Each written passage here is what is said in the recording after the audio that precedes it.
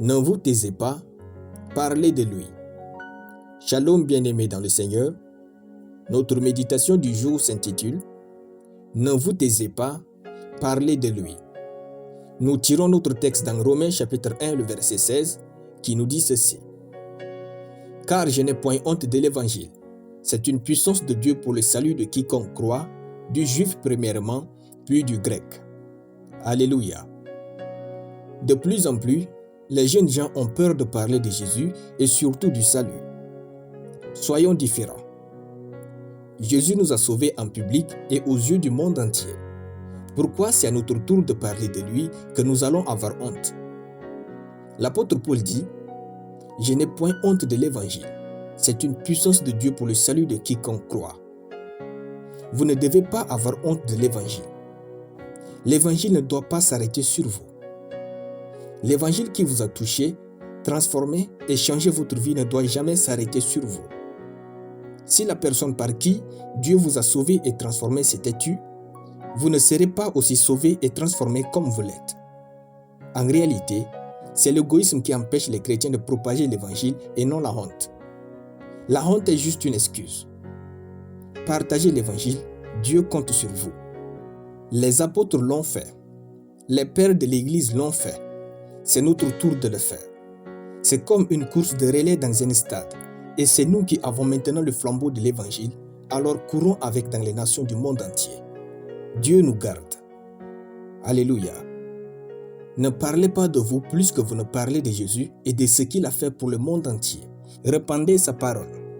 Surpassez votre égoïsme déguisé en honte et parlez de Jésus. Ne laissez pas votre monde être rempli des choses du diable. Parlez de Jésus et de son amour incomparable. Ne vous cachez pas derrière la prière. Sortez et cherchez des âmes pour Dieu. La Bible dit « Car le Fils de l'homme est venu chercher et sauver ce qui était perdu. » Luc chapitre 19, le verset 10. Jésus a cherché les âmes et nous devons en faire de même. Dieu nous a laissés dans ce monde pour une chose, gagner des âmes. Ne vous défilez pas.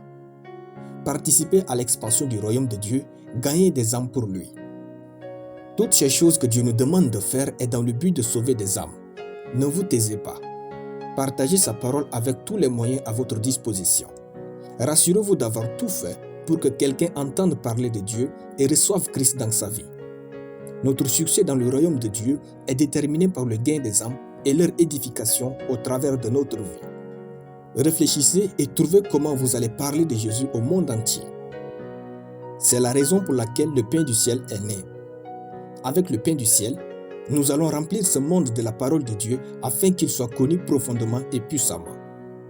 Faites-en partie, joignez-vous à nous et partageons quotidiennement ces méditations avec les autres. Par vous, un inconnu peut entrer au ciel. Alléluia. Nous allons prier.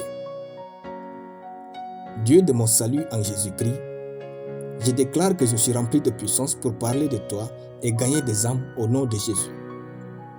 Par moi, des multitudes connaissent Dieu et quittent la route de l'enfer pour le paradis au nom de Jésus. Amen. La lecture biblique en une année, 1 Roi chapitre 1 à 1 Roi chapitre 5. Soyez bénis, c'était le pain du ciel.